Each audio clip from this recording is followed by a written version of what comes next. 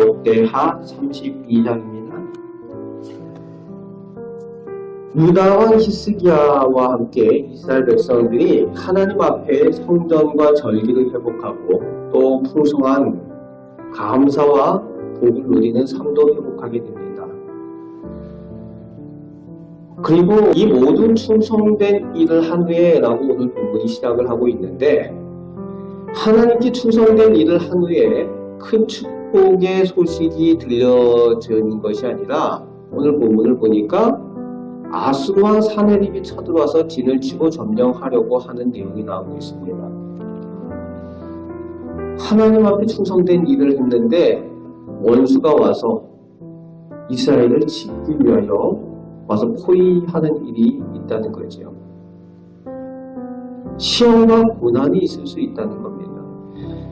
그런 어려움들이 있을 때에 히스기야와 그 백성의 지도자들 그리고 모든 백성이 함께 믿음 안에서 한마음으로 대처해 나가는 모습이 오늘 본문 가운데 나오고 있습니다. 아수르의 대적을 하기 위해서 먼저 그 중요한 문을 막는 거죠. 그 물 근원을 막는 일들을 하기도 하는데 모든 백성이 함께 동참하였다. 한마음이 돼서 함께 하는 모습을 볼 수가 있습니다. 그리고 성벽을 건축하고 성을 견고하게 할 시간이 사실은 없었죠. 우선순위가 하나님께 있었기 때문에. 그런데 오늘 본문에 또 백성들과 함께 그 성벽을 재건하고 또 견고케 하는 그런 모습이 나오고 있습니다. 우선순위를 하나님께 두었던 히스기야의 그 우선순위를 볼 수가 있는데, 그 우선순위를 이어서 오늘 그 성벽을 재건하고 이 망대를 세우고 하는 일들에 백성들이 한 마음을 가지고 또 함께 동참을 하고 있는 거죠. 그리고 7절, 8절 말씀에 보면은 히스기야가 더욱 하나님을 의지하는 믿음을 가지고 백성들에게 권면하고 위로를 전하는 그 내용이 나오는데, 당시 강대국인 아수르가 쳐들어왔으니까 백성들이 마음 가운데에 그 두려움이 있을 겁니다. 그런데 왕이 앞서서 확신을 가지고 믿음의 고백을 하며 백성들을 위로하니까 백성들이 히스기야 말을 들을 때에 안심을 했다라고 되어져 있습니다. 믿음으로 한마음이 되고 함께 이 일에 대해서 대처해 나가는 이스라엘 백성들의 모습을 볼 수 있습니다. 히스기야가 위로의 말을 전하죠. 하나님께서 우리와 함께 하신다. 그리고 하나님께서 도우시고 하나님께서 우리를 대신하여 싸우실 것이다 라고 백성들을 위로하고 안심을 시킵니다. 그런데 그 후에 아수르 왕 산헤립이 이제 본대를 이끌고 오게 됩니다. 먼저 선발대가 와가지고 예루살렘을 포위하고 그렇게 하고 있는데, 이제 본대가 와서 아수르가 보니까 이 포위된 이스라엘 백성들이 성 안에 들어와서 항복을 하지 않는 거거든요. 그러니까 산헤립이 이 이스라엘 백성들 향하여서 심리전을 펼치는 내용이 11절부터 19절까지 나오는데, 먼저 11절부터 15절까지 히스기야가 거짓말로 헛된 희망을 너희에게 주고 있다라는 그런 회유를 합니다. 히스기야가 한 그 산당들을 제거하고 우상들을 제거한 일들에 대해서 그것이 마치 여호와의 산당들을 제거한 것이다, 뭐 이런 식으로 얘기를 하는 거죠. 그러니까 그 회유를 하려면 제대로 해야 되는데 정보도 제대로 가지지 못한 그런 일들을 하고 또 하나님에 대해서 모욕하는 내용이 나옵니다.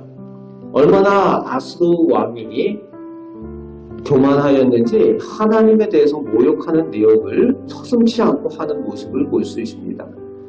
물론 그 당시에 고대 중동의 민족들과 민족 간의 전쟁이 왕들의 전쟁뿐만이 아니라 신들의 전쟁이라고 불리워지는 그 시대의 이야기였기 때문에 당연히 이스라엘의 신이 되시는 하나님에 대해서 이런 태도를 취할 수 있다라고 보지만, 아수르 왕의 그 교만이 극치에 달했다는 것을 볼 수가 있습니다. 하나님에 대해서 함부로 말하는 거죠. 그 내용이 16절부터 19절까지 더욱 하나님과 히스기야를 비방하였다라고 19절 말씀에는 하나님을 사람의 손으로 지은 우상들과 같은 수준으로 하나님에 대해서 모욕했다라는 내용이 나오고 있는 것을 볼 수가 있습니다. 하나님에 대해서 그렇게 모욕을 하니까 하나님께서는 반드시 갚으시는 거죠.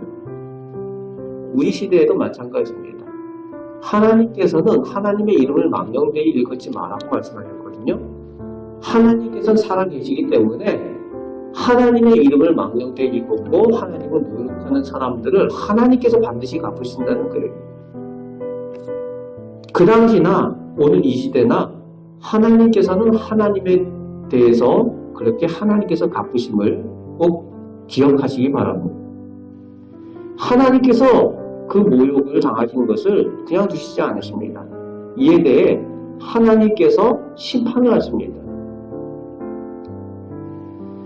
히스기야와 선지자 이사야가 하나님 앞에 부르짖을 때에 하나님께서 그의 기도에 응답하심과 동시에 하나님께서 하나님의 심판을 행하시는데 천사를 보내서 그 아수르 왕의 대군을 심판을 하시죠. 천군 천사가 아니에요. 천사 한 명 딱 보내도 그 천사 하나도 끝장이 나는 거예요. 아수르 왕의 군대 전체가. 그만큼 하나님의 능력이 나타나는 것을 볼 수가 있습니다. 그래서 아수르 왕이 얼굴이 뜨거워서 고국으로 돌아갔다라고 오늘 본문은 기록을 하고 있죠.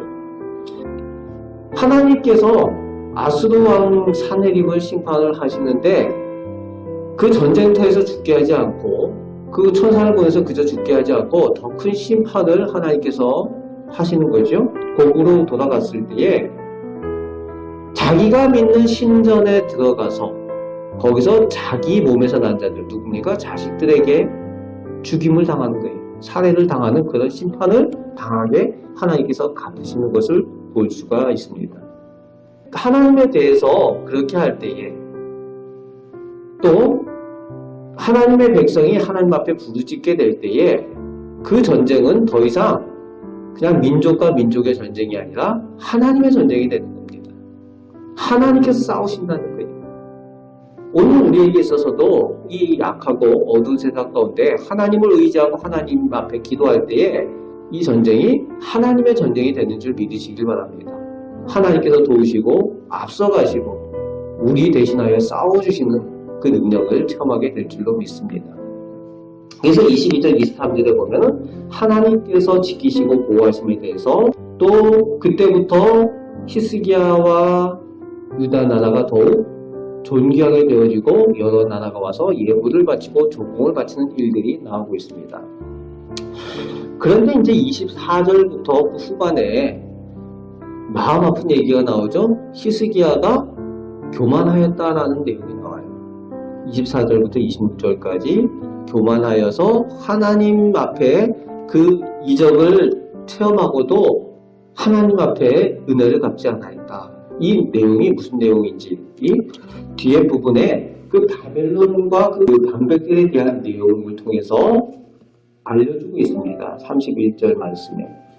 그래서 오늘 본문은 24절에서 26절이 사실은 이 자리에 있는 내용이 아니라 이 순서가 조금 바뀌었어요. 하나님께서 복을 주시는 내용이 27절부터 30절까지 이 내용이 나오고 그 다음에 24절부터 26절이 30절과 31절 사이에 사실은 나와야 되는 내용입니다. 히스기야가 병이 들었어요. 그런데 하나님께서 그를 살려주시죠. 그래서 해 그림자가 거꾸로 가는 그 하나님의 기적, 그러니까 말 그대로 지구를 거꾸로 돌리셨다는 얘기죠. 그런 이적을 통해서 하나님께서 히스기야에게 약속을 주시고 그를 생명을 연장시켜 주시는 그 내용이 나옵니다. 이 내용에 대해서 열왕기하 20장 전후반에 그 내용들이 나오고 있어요. 그런데 히스기야가 그런 이적을 체험하고 하나님께 영광 돌려야 되는데 정문안 온 바벨론 그 지도자들, 방백들에게 하나님께 영광 돌리고 감사하며 그 은혜에 대해서 고백하는 것이 아니라 바벨론 사람들이 왔을 때 자기 왕궁을 보여주고 자기가 가지고 있는 것들을 자랑하는 그 내용들이 나옵니다. 그것에 대해서 하나님께서 기뻐하지 않으신다라는 내용을 선지자가 전할 때에 그때 히스기야가 자신의 교만함을 깨닫게 되고 하나님의 진노가 임하게 될 것을 알고 거기서 교만을 회개하게 되는 내용이 이제 열왕기하 20장 그 주변에 나오고 있는 것을 볼 수가 있어요. 이제 그 내용이 이제 교만에 대한 내용입니다. 또 우리가 복을 누릴 때에 하나님 앞에 늘 겸손하기 위해서 조심을 하는 것.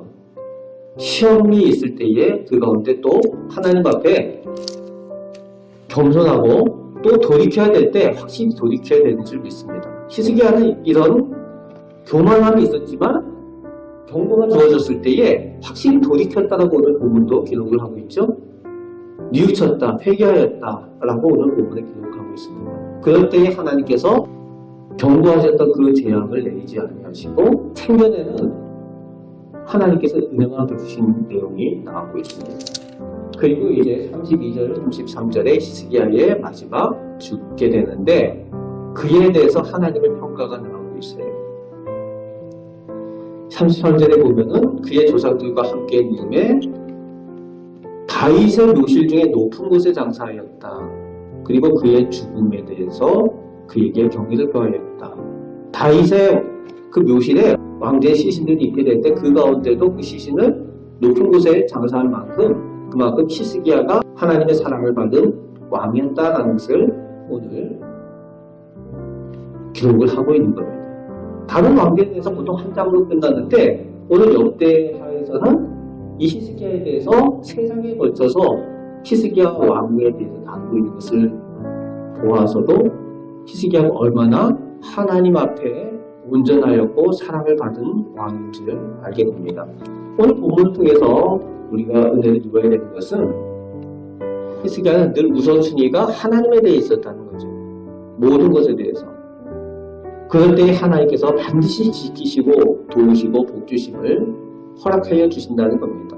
오늘 우리들 삶 가운데도 하나님께 우선순위를 두시고 하나님의 복을 받는 우리 성도들 되시기 바랍니다.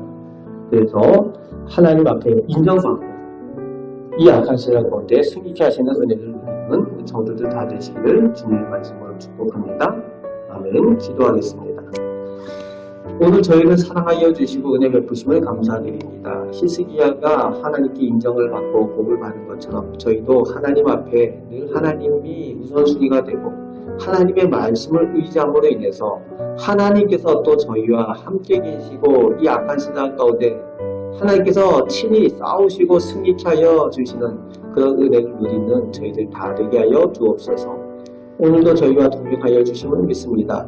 하나님의 복을 누리며 하나님께 영광 돌리며 감사하는 삶이 되게 하여 주옵소서. 오늘도 저희 기도를 들으시는 줄 믿습니다. 우리를 사랑하시는 예수 그리스도의 이름으로 기도합니다. 아멘.